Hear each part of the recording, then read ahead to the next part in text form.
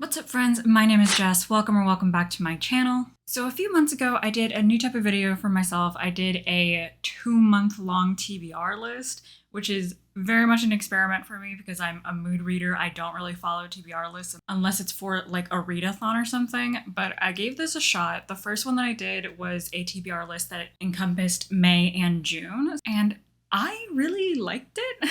I didn't follow it entirely, which you'll find out as I go over a little bit of a recap for it, but I did enjoy having a little bit of structure and having a list to look back on whenever I didn't know what to read next. So on the last TBR list, which again was for May and June, I had 14 books on the list and I only read 9 of them, which if you haven't already seen in a wrap-up for May, will be in a wrap-up for June, which probably will come after this video. I don't really know my own video schedule right now. It's a little in the works. But I read 9 of the books on the list. I DNF'd 2 of the books, which were From Blood and Ash by Jennifer L. Armentrout and then Hamnet by Maggie O'Farrell.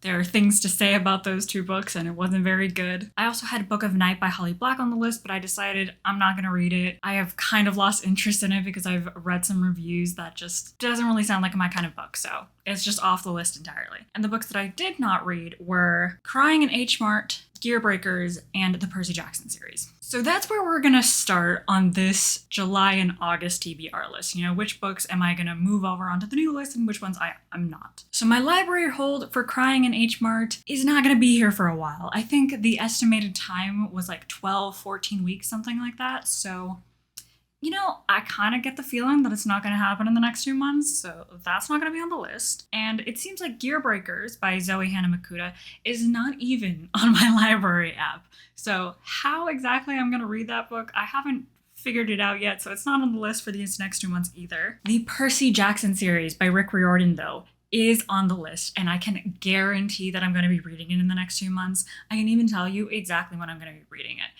I'm going to be reading it the week of July 9th, because my partner is going home for that week, so I might as well do a reading vlog while I have the apartment to myself. And I'm gonna be reading the Percy Jackson series, finally, for the first time ever. I am expecting a fun, adventurous time. I am expecting the perfect series to read in the middle of summer, maybe by the pool. That would be very nice. The next book on the list is The Dragon Republic by R.F. Kuang. This is literally just the dust jacket because I have the book on my desk under a pile of other stuff. This is the sequel to The Poppy War, which I did read off of my last TBR list. It is a military fantasy series based off real historical events that happened in 20th century China.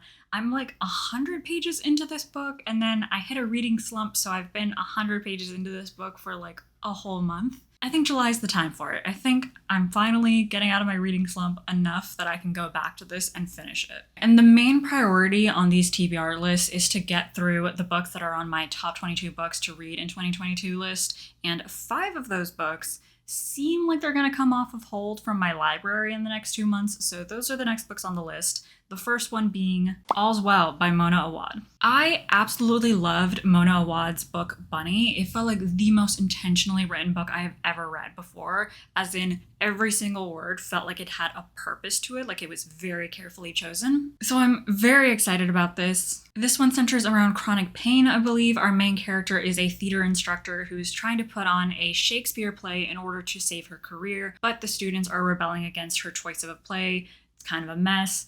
Up until 3 strangers come up to her and promise to be her benefactors. In exchange for what? I don't know. But I'm sure it's going to be horrific since this is a horror thriller. I did hear that this one was a tough one to read though because of its chronic pain depiction, so I'm probably going to wait to pick this one up until I'm further out of my reading slump. I don't want this to be the thing that like throws me back into it. The next book is Firekeepers Daughter by Angeline Boulet. This is a YA thriller following an indigenous girl named Donis who has put her dream of studying medicine on hold in order to take care of her mother. While doing so, she meets and falls in love with Jamie, but things are a little bit weird. Jamie seems to be hiding things, and then all of a sudden, Donis witnesses a murder. She then has to go undercover using her knowledge of chemistry and traditional medicine to do her own investigation. The next book is Sleeping Giants by Sylvain Nouvel. Years before the events of this story, Our main character Rose falls through the earth into a hole covered in glowing marks. When firemen look down into the hole, they see that she's being held in the palm of the hand of a giant. 17 years later, Rose is a physicist on a team working to crack the hand's code. I've heard amazing things about the audiobook specifically, and I'm dying for more audiobooks that are like a whole production and make the book an even better experience versus, audiobooks that just tell you the story and it really doesn't make any difference versus doing that in the physical edition. You know what I mean. Next book is Every Heart a Doorway by Seanan McGuire. This book centers around a home meant to take care of children who have traveled to a portal world, come back, and are now struggling to acclimate back to the real world. And when I mean portal world, I mean think like Narnia, Alice in Wonderland, those kinds of worlds. I read the feed series by this author under a different pseudonym. I think it was Myra Grant. Yes, it's right there.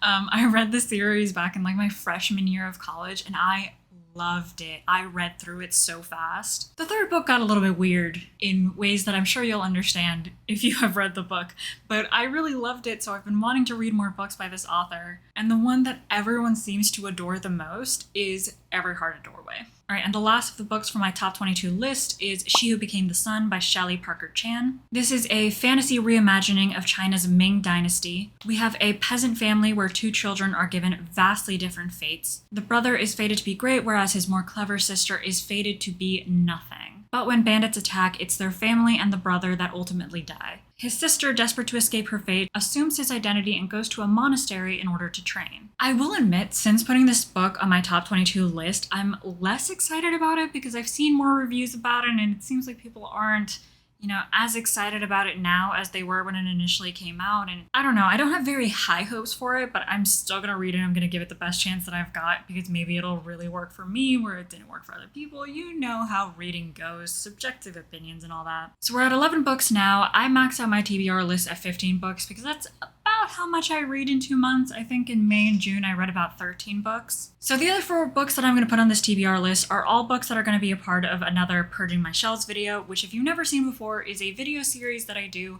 where I reread books on my shelves and decide if I still want to keep them or if I want to get rid of them. The theme for this next one is going to be pretty books, which is pretty much just books that I have kept solely because I am in love with the cover and I really need to get over that and stop keeping things for aesthetic purposes. So we've got Splintered by A.G. Howard, Arcadia by Lauren Groff, The Alchemist by Michael Scott, and Hold Me Closer Necromancer by Lish McBride. All beautiful covers. I will give descriptions for all of them in the Purging My Shelves video, which will come out I don't even know when, but eventually. All right, so that's exactly 15 books, which means I'm not going to add any books from readathons or book clubs these next 2 months. I honestly don't think I'm going to be participating in any readathons because I already know I'm going to be doing some in October and November.